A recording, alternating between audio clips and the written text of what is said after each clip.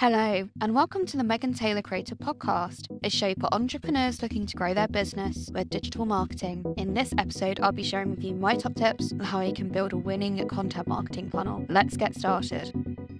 In this episode of the Megan Taylor Creator Podcast, I wanted to sit down and touch on content marketing funnels because I feel like it's one of those terms that was very popular in the last couple of years and still holds a certain amount of popularity amongst young business owners and solopreneurs who are really looking to grow their business with content marketing, but they don't necessarily understand the concept of a sales funnel and how you can build upon this methodology and use it for content marketing and actually using content marketing to help support the buyer's journey and also to grow sales. So I've written quite a in-depth blog post over on the Megan Taylor Creative blog. So I'll try and explain this concept as clearly as I possibly can. But if nothing makes sense or you feel like you need a little bit more of an in-depth explanation, then please feel free to head over to the Megan Taylor Creative blog and I'll make sure to link that down below. As always, this is going to be quite a rambly episode. There's going to be quite a lot to talk about as sales funnels and content marketing funnels in general are quite complex concepts, or they seem like they are on the surface. So let's just get straight into it.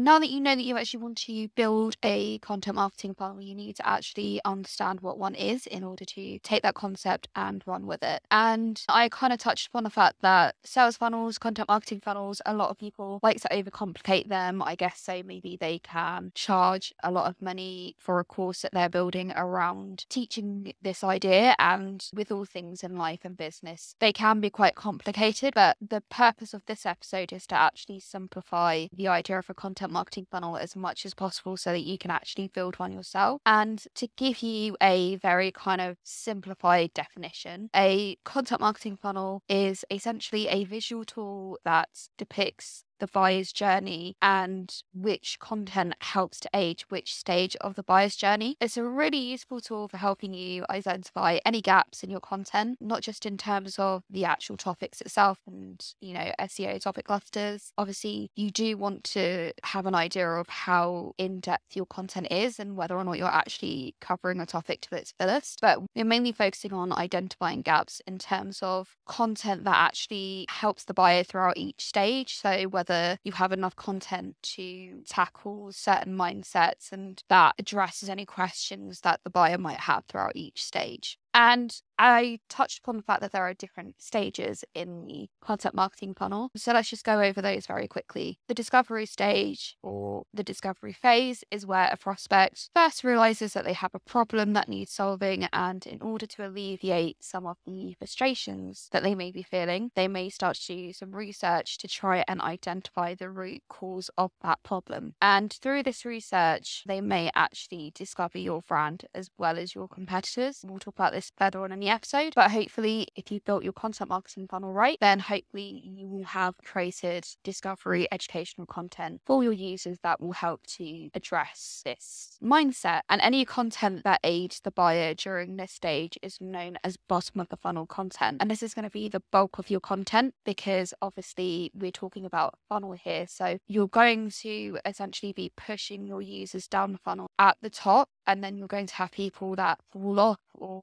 may rediscover you later as they start having similar symptoms and similar issues. So this is going to cover the bulk of your content, but what a lot of people get wrong is that they completely miss the other phases. And the second phase of a content marketing funnel is the consideration stage. And at this point, the prospect now has a better understanding of what their problem is and what's causing it. And they'll also do more research to try and find the perfect solution. What's very important to remember about the consideration stage is that the prospect is not ready to buy, and this reason, I would not consider someone in this stage an actual lead just yet. I would consider them more of a lead if they've been pushed onto the next phase. But it is a really important phase because it's going to impact significantly whether or not the buyer decides to buy from you, essentially. You're going to be giving them as much information as you possibly can to hopefully some way influence their buying decision. But it's important to also remember that you're not going to be the only solution that the buyer is looking at. They will also be looking at other solutions too. So you need to be very aware of that. And this is also where things like competitor research comes into play, so that you can kind of play on what they've done and make your product look, or your offering look, even better than that. And perhaps the most important stage of all is the decision stage. And this is essentially the make or break moment. It's the point where you figure out whether or not your marketing has actually done something and whether it's actually driven your prospect to the point of action. And this is where they become a lead, because at this point they might be engaging with your brand even further by signing up to webinars, or they may be getting in touch with your customer service and just asking questions and things like that. And that is, that's a hot lead. That's someone who you really want to pay attention to. And then whilst this stage is normally the shortest stage, it is different for everyone. I think even though the buyer knows that they're ready to make a purchase, they may actually still need a bit more time to consider their options. So you will probably still have to do a little bit of marketing and objection handling, and that's where decision stage content generally comes in. And any type of content that supports this stage of the funnel is known as bottom of the funnel content. And I should have said as well earlier that any content at the middle of the funnel, so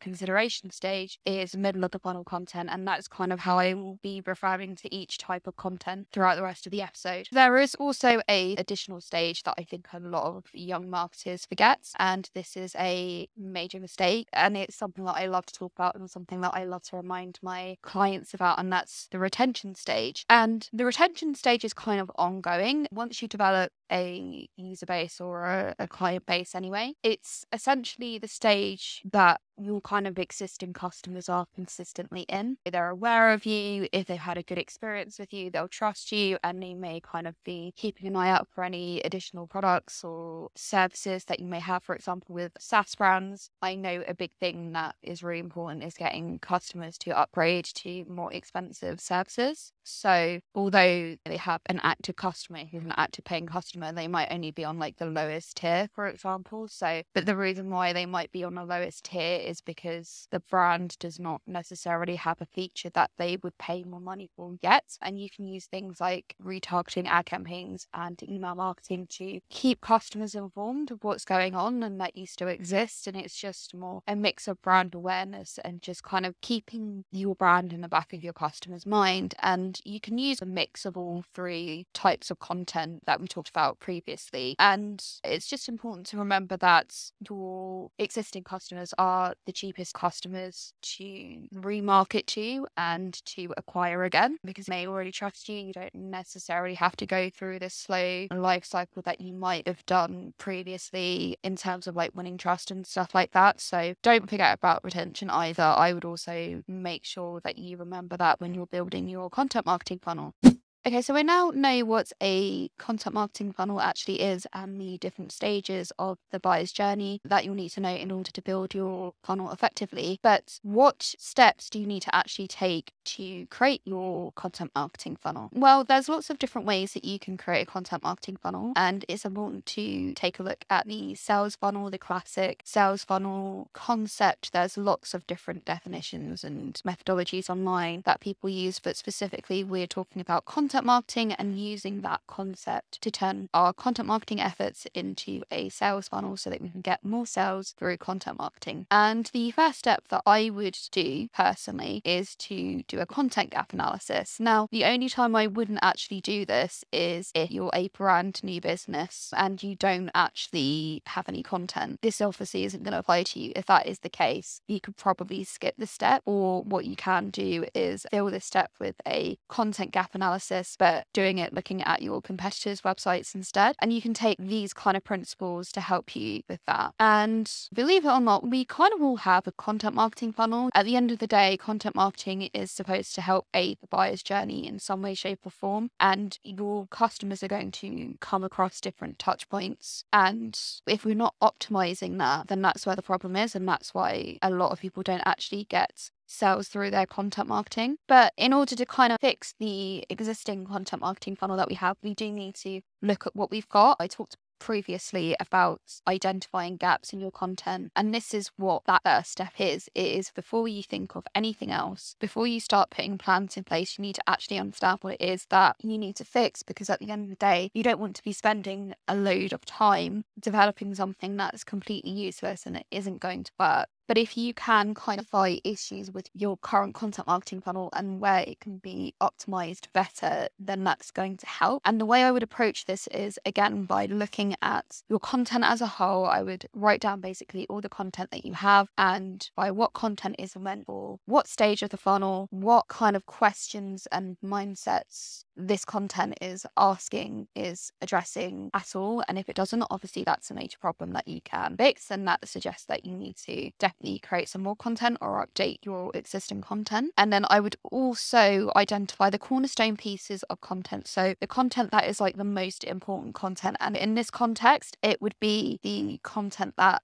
your customers will first likely come into contact with. So if you've got specific content for high ranking keywords that you know brings in a lot of new users, and that's like bottom of the funnel content, then chances are that's going to be your cornerstone content. Or things like evergreen content that touches on fundamentals and you know is going to gets a lot of engagement on social media, that's also a cornerstone piece. And it's also pieces that really kind of help to tell your brand story and also just shows your brand values and things like that. So that's probably going to be more like middle of the funnel or bottom of the funnel content. But understanding this just essentially helps you understand how well thought out your content marketing efforts have been thus far, and also if there's like a lack of content for each stage. So if you have more bottom of the funnel content and you don't really have any middle of the funnel content at all, then that's a sign that you do need to kind of tighten your content marketing efforts up a little bit and add more bottom of the funnel content to the mix. Obviously, I kind of mentioned that the bottom of the funnel content is going to be the bulk of your content, because again, you're going to be losing prospects as you go down the funnel. The biggest part is the top, and then you slowly push customers down. And that's why bottom of the funnel content is going to be the bulk of that, because most prospects are going to be interacting with that. And then as you push more and more people down, you're going to be losing customers and your prospect pool is going to get smaller. So that's going to really help you kind of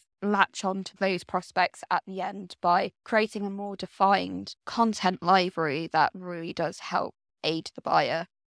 So the next step is to take all of this information that you've collected in the previous step and create a content map. And I would recommend creating two. So one that's your current content map and one that would be your ideal content map, which maps out your ideal content marketing funnel. And I wouldn't actually fill this out until a little bit later when you've gone through the other steps, but it's good to be able to see them side to side so that when you kind of test this first iteration of your new content marketing funnel, you can really identify the improvements over time. So just to give you a bit of a definition, a content map is another visual tool that marketers like to use to essentially help them map out their content in line with the buyer's journey. Normally it will be laid out like so. You'll have one column for customer avatar, one column for the awareness stage, for the consideration stage, the decision stage, and the retention stage. And then what you can do is basically write down the type of content for each stage that you've got. And if you've already got a pretty comprehensive content library, then you can write down the existing titles. And then by having a second imaginary content map, if you will, you've not created the content yet, but you can kind of see whether it matches up up to the philosophy of bottom of the funnel content, it is always going to be more, but you're still kind of adhering to the other stages of the content marketing funnel, then that's going to be really helpful to visualize. And also, I mentioned, the first iteration, and at the end of the day, a content marketing funnel, I'm not even sure if there is a perfect content marketing funnel, because I think that consumer mindset's always changing, especially in this day and age. Modern day buyers are really smart. They're really kind of glued on to trends and psychological techniques that a lot of marketers use, and they're not as receptive to that. So it's important to remember that we're going to have to revisit this, and it's not always going to be perfect. Or, for example, if you have different customer avatars and you want to create a really targeted content marketing funnel for each of those avatars, then you're just going to have to do this process multiple times. And because each avatar is going to have different nuances, sometimes it's really hard to pinpoint that, and you don't actually learn the specifics